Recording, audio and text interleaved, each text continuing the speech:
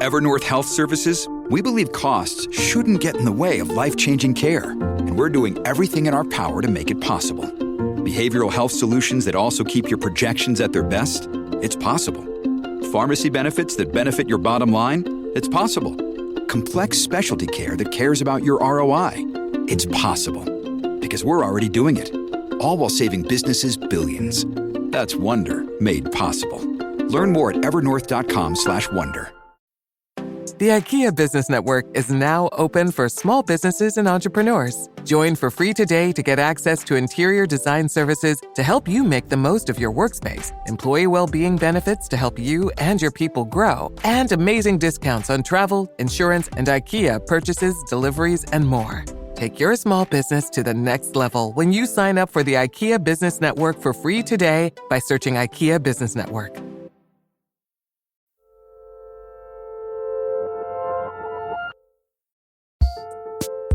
Welcome back to Working Overtime, the advice-focused chimichurri to Working's perfectly cooked flank steak. I'm your host, Isaac Butler. And I'm your other host, Ronald Young Jr. Ronald, it is always good to see you. You are in D.C. I am from D.C., so I gotta ask you, has the swamp weather descended for the summer yet? Are you swimming to and from your house? Not quite yet. Normally, I'm grateful for the reprieve right now, but I also know that the fact that it's not happening yet on June 13th means that this is probably a result of climate change. So while I'm enjoying the dry summer we're having so far, I know the wet summer is coming, and it'll just be later, and it'll ooze into September. I remember that. What do you have for us today, Isaac? Well, I've had a lot of interactions recently that revealed to me what I might call widespread reading anxiety, like people being embarrassed by what they read or worried they don't read enough or that they aren't well enough read. They read the wrong way, they read the wrong books, et cetera, and so forth. And such an important part of the creative process for almost everyone I know, regardless of discipline, is reading. So I was thinking, what can I do to help about this? And then I remembered that Elisa Gabbert, one of the great essayists, has a wonderful collection just came out, called Any Person is the Only Self. And quite a bit of it is about reading in all of its various forms. So I thought maybe we could talk to her and get her to help us. What do you think? I think that's a great idea. I want to read more, so I hope that we're going to cover that as well. I've been trying to read more, so I would love to hear insight from anyone telling me how I can do a better job at that. At one point, I loved reading. I used to get my personal pan pizza like everyone else did in the 90s. But now I'm an adult and there's no incentive to do it anymore. So help me, Elisa, please. Amazing. Well, I'm glad maybe we can get help for you, for me, our listeners, by talking to Elisa Gabbert. Elisa, welcome to Working Overtime. Thank you. Thank you so much for having me. So let me just start by asking, what drew you to writing so much about reading? I mean, that's not what all your essays are about, right? But there's something going on right now that made you think about that as a subject matter. What was it that drove you to that topic? Maybe it's just my life stage. Getting older, I don't have that many adventures left. It feels often like reading is the most interesting thing I do. I know that's sad, but it's almost like it's my form of travel. It's how I get to experience what lives that are not my own life feel like and look like. And yeah, apart from the 40 hours odd a week that I spend at my desk job, I feel like most of what I do is read. And so, yeah, that just ends up being what I think about. And what I think about ends up being what I write about. It's funny, you've already helped me by considering reading to be a vacation because I feel like I don't travel enough. So if I think about reading as a vacation, then maybe I can up that a little bit more and feel like I'm going places. Yeah, you just read The Magic Mountain. There you go, right? Like you've gone to Italy. It's like I'm there. So are there things about your own reading life that you learned by writing about them? Ooh, what an interesting question. I think I've learned the kind of book that I am more apt to write about. And it's something that kind of clicks in as I'm reading. If I suddenly notice I'm putting this down a lot to stop and think, I'm wanting to underline in this, I'm wanting to write in my notebook, that's the kind of book that I want to write about. And it's not every book. Sometimes I read a book that just doesn't make me think anything interesting, and that's fine too. But yeah, the books that I end up writing about are usually a very different experience. And it's like I'm a little bit more alive, I'm a little bit more engaged. And it makes me feel like writing and reading are not really that different. Like they're both this very similar experience of like processing the world through language. Don't you keep like a notebook where you write down sort of thoughts about the stuff you're reading specifically? Don't you have like a specific like reading kind of journaling practice? I always have something to write notes on. Usually what I do is I have like a piece of scrap paper or a note card or something where I'm writing down notes and I stick it in the book. Or if I do it in a notebook, I'll tear it out and stick it in the book. And that way, like I always have my notes later on if I ever want to reread the book or try to remember what I thought about the book. And of course, I keep this list that I publish at the end of the year, every year, of every book that I've read and all of my notes. And so like I need those notes so that I remember what I thought about them. And it helps me remember books for much longer. Like there will be particular lines or particular details that I can commit to memory because I've written them down. And that never used to be the case. I was always so amazed by people who could like quote from the books they had read. So I've definitely gotten better at that by taking notes. Well, we'll be back with much more about reading with Elisa Gabbert after this.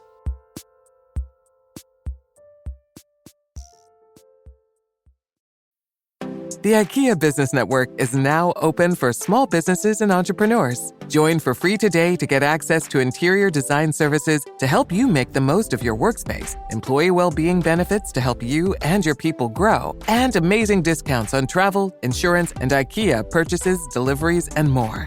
Take your small business to the next level when you sign up for the IKEA Business Network for free today by searching IKEA Business Network. Get 3% daily cash back when you use Apple Card to buy a new iPhone 15 or pair of AirPods at Apple. You can choose to grow it at 4.4% annual percentage yield when you open a savings account through Apple Card. Apply for Apple Card in the Wallet app on iPhone, subject to credit approval. Savings is available to Apple Card owners subject to eligibility. Savings and Apple Card by Goldman Sachs Bank USA, Salt Lake City branch. Member FDIC. Terms and more at applecard.com. Hey listeners, do you have any tips or questions about the creative process? Get in touch and share your advice. You can email us at working@slate.com, or even better, you can call us and leave us a message at 304-933-9675. That's 304-933-WORK. And we're back. Elisa, your book really demonstrates a capacious mind, I think. You write about everything from surfing, bank robbery, thriller, Point Break, to Rilke. You know, we live in the twilight of the separation of high and low art, but that separation is still kind of out there. So I'm wondering, how do you feel about that divide, particularly when it comes to reading? Are you thinking like, is this elevated enough for acclaimed poet and critic Elisa Gabbert to be reading? Well, you know, I think I do put perhaps more pressure on myself than the average person does to spend like most of my free time doing language stuff, either reading or writing. I make very deliberate choices. I know people hate to make choices in life, but I often will give up something that I know would be kind of fun and entertaining, because in the end, I think I'll be like happier and more fulfilled in my life if I spend that time reading or writing. So I make those choices a lot. You know, I'm always trying to read things that I feel like the people I know love. People told me I should read Sebald for years before I finally read him. I'm so glad I did. It changed my life. But, you know, I also sometimes I'm like, I just want to watch a surf movie. And so sometimes I will carve out a little writing project that allows me to engage with very low, sloppy culture and make it feel like it's an intellectual engagement. And so there's one essay in my book, as you know, about Point Break. There's another one about hair metal. And that was just a great excuse to watch every hair metal documentary I could get my hands on for a month or two and call it writing. It's research, Mom. It's research. One thing I love in the book is the moment where you kind of give up on your own willpower and choice, and you embrace the books that are on the recently returned shelf of your local library, right? It's like the wisdom of crowds is making your book choices. Can you tell us a little bit about that, about choosing to do that and what you learned from it? Yeah, I mean, the first time I realized that shelf existed, it was when I moved to Denver. This was over 10 years ago. Got my public library card. I'm a big library person because our house is already full of books and I can't buy every book that I want to read.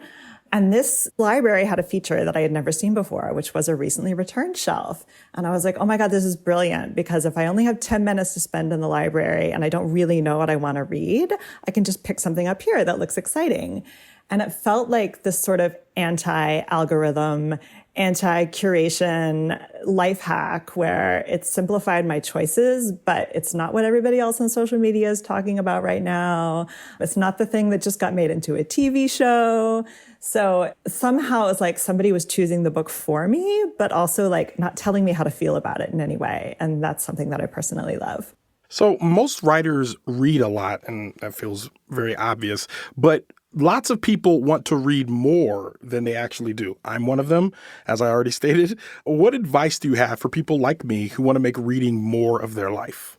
I think just always have a book or a stack of books around. That has been one of the biggest changes for me. Like when I started using a library a lot, I always would have books around that looked appealing and felt exciting. Sometimes those books are like more exciting than the books you've already purchased and are on your own shelf.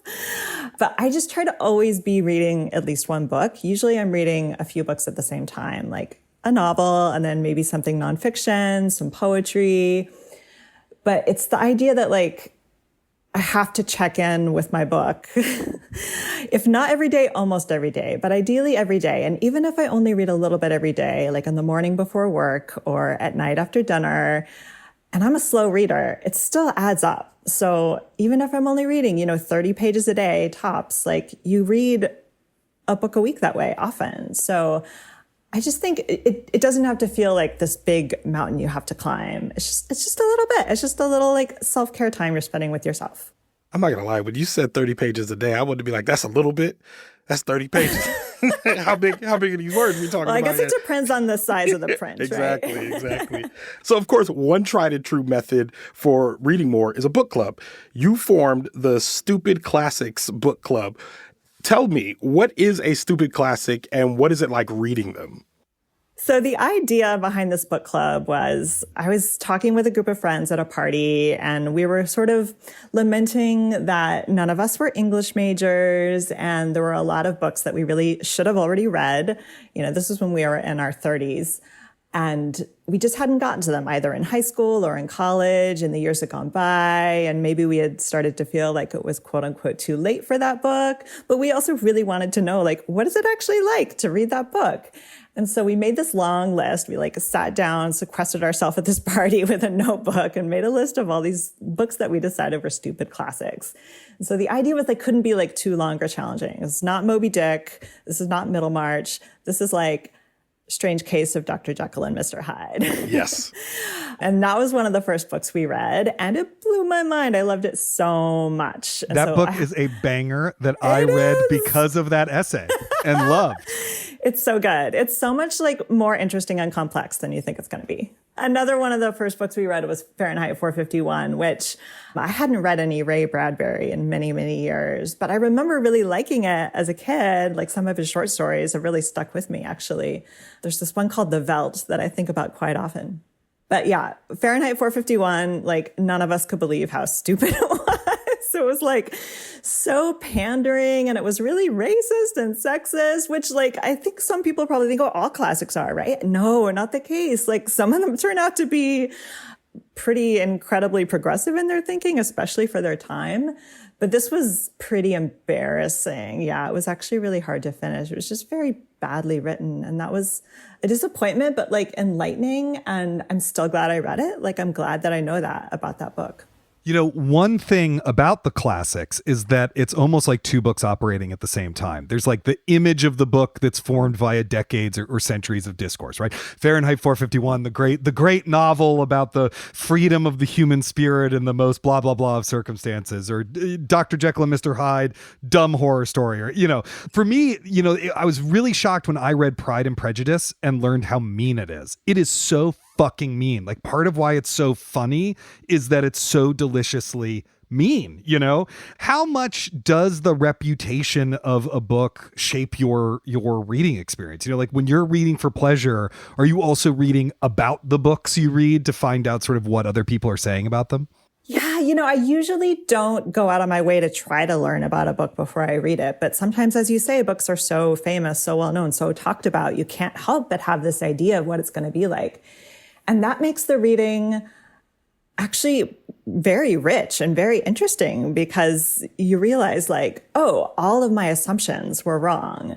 And so, that is one of my favorite things about coming to the classics later, after you've absorbed this kind of cultural idea, which might not be accurate at all. And it's like other people are just repeating it like a meme because none of them have read the book. So I love that. And I think like, along the lines of like, how can you read more? It's good not to feel like it's too late to encounter a book ever. Like, I think it's much more positive to look at it as like an opportunity. Like, I still get to read Moby Dick. I still get to read Middlemarch because I haven't gotten to it yet. And I just find like there's no kind of like it's too late. I think people say that about books that came out like last year and like, right. Oh, I haven't gotten to that yet. Oh, I'm finally reading your book that came out 2 years ago. This blows my mind. Like, you're not going to be able to read all the books, right? But yeah, I just find like getting to books that I've been meaning to read for 10 years, 20 years, like it always feels really good. I'm very excited for you to read Middlemarch because I love it. It's one of my favorite books, and I think that you're gonna love it. I'm excited for our listeners to hear the rest of our conversation with you after this. First, the bad news. SAP Business AI won't help you generate cubist versions of your family's holiday photos, but it will help you understand which supplier is best to help you roll out your plant-based packaging in Southeast Asia, identify the training your junior project manager needs to rise up the ranks, and automate repetitive tasks while you focus on big innovations, so you can be ready for the next opportunity. Revolutionary technology, real-world results. That's SAP Business AI. Listeners, I just want to remind you that if you're enjoying working overtime, please follow so that you never miss an episode. If you listen on Apple Podcasts, we'd love to have you rate or review the show. It really does help new listeners to find us. And if Overcast is your app of choice, please hit the star to recommend the episode to others. And we're back. One thing about books is that they do require a level of focus that is sometimes hard to maintain, right? I've had stretches of my life where I need to put my phone in an entirely different room or leave it at home and go somewhere else. So I just have the requisite concentration for reading. There's so many really flashy things that are begging for our attention all the time. Do you have strategies for developing and maintaining your focus when you could just be rewatching Point Break or texting with a friend instead? Yeah, I think it's one of those things that it's like once it becomes a habit, when you do it more, it just feels so much easier. And so if it's hard, you probably have to kind of build up your strength, like, jogging 5 minutes before you jog 10 minutes, and then you can jog 15, and then you can jog 20. Once it's like a normal part of your routine, to me, it feels like it helps me focus more throughout the day. So I mean, for example, my favorite time to read is in the morning, like before work, with coffee, have a nice little stimulant. And it feels like it allows me to have this moment of I'm in a bubble before I enter the workday, where inevitably I'm getting a billion emails and pings and direct messages and so forth. So yeah, I just relish like, there's nothing flashing on this page. I read paper physical books. Like there's nothing about this that is screen-like, there's no ads. It's just little marks on paper. And I don't even find that my phone is like that much of a distraction anymore, just because I prefer the book most of the time. It's a lot less boring than whatever's on my phone. So, Elisa, I am a person that buys a lot of books because I like buying books and I like having books. And what that means Hope is springs eternal. I'm an optimistic person. I have a lot of books. But what happens is I get some of these books and I start reading them and I hate them, or I hate the book that I bought. And for me, I feel like I have to stay committed. I gotta finish the book. But what actually ends up happening is because I hate the book, I punish myself by saying, well, if I don't finish this book, I can't read any of my other books. But it's only been recently that I discovered that you could bail on a book. So let me just ask you, how far do you get into a book before you bail? And what does a book have to do to keep your interest? Ooh, yeah. I have a very intricate system, which is it's way buried deep back in my mind. So I'm not sure that I could fully spell it out. But I feel like the less I know about the book, the more likely I am to abandon it. So if I know nothing about it, pick it up, use bookstore, library, read the first sentence, and I hate the first sentence, that's it. You did something inept on page 1. I'm not going to like this book, you know? I am very fast and furious with that kind of thing. But if it's something that's been recommended to me many times by dear friends, people who know me, especially for years and years, or it's a timeless classic, then I'm going to be a lot stricter with myself. And if I feel like I don't really like it, even after 20, 30 pages, I might keep going, especially if I have some really good reason for it. I've already told people I'm reading it. And so I've kind of increased my commitment and investment and I feel accountable.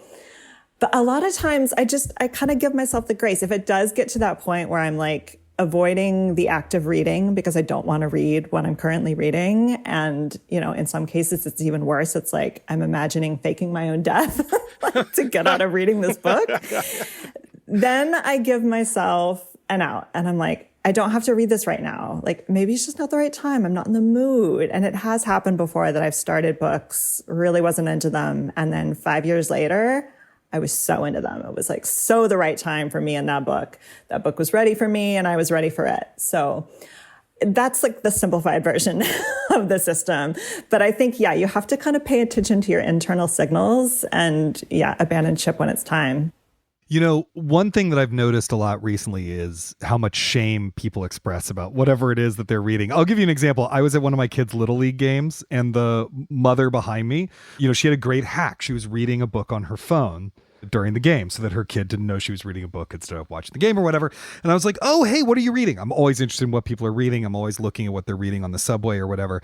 And she just immediately retreated into herself. Right. And I was like, is it a Sarah Moss book? And she was like, it is a Sarah Moss book. I was like, you don't need to be ashamed about that. Everyone reads Sarah Moss. It's okay. We had a good laugh about it. And then we just talked about reading the rest of the time, But to me, it's that's a real thing, this is too trashy. It's too light. It's not smart enough or whatever.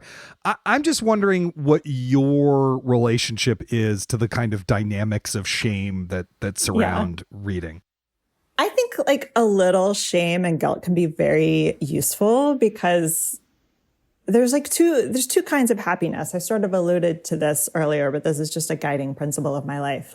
There's in the moment, I'm not bored, I'm entertained. But then a week later, are you still thinking about that thing that kept you entertained? A month, a year, 10 years? For me, of course, there's going to be some stuff that is just dumb entertainment that I never think about again. But I feel like my life is richer and happier overall if some of the ways that I'm spending my time, stick with me. And so that sometimes means choosing slightly less entertaining, more quote unquote difficult books, but because they're more rewarding and they contain ideas or concepts that I still think about years later. And so if I read a couple of books that feel kind of cheap, I just flipped through them, never stopped to think, never wrote anything down or underlined anything, that to me is unsatisfying. It's eating candy for every meal or something. So it's not so much that I'm trying to prove anything to anyone. It's just I feel better, much like I feel better if I eat some vegetables every day. I feel better if I'm reading stuff that seems to make me smarter, like even if that's an illusion. But, obviously, like I think people should have their own systems for what makes them happy and read the books that make them happy. And it just might not be the same books for me as it is for somebody else. Well, that is all the time we have for this week's episode of Working Overtime. And yes, this is the time when I tell you, you should really subscribe to Slate Plus. Go to slate.com/working plus. You'll get bonus segments on shows like Working. You'll get bonus full episodes of shows like Slow Burn and Decodering. And you'll also support everything we do right here on Working. Once again, go to slate.com/working plus to sign up today. Thank you so much for being with us, Elisa Gabbert. Thank you. That was so fun. Our series producer is Cameron Drews. Working Overtime is produced by Kevin Bendis. We'll catch you on Sunday for a new episode of Working, and we'll be back in 2 weeks with another Working Overtime. Until then, get back to work.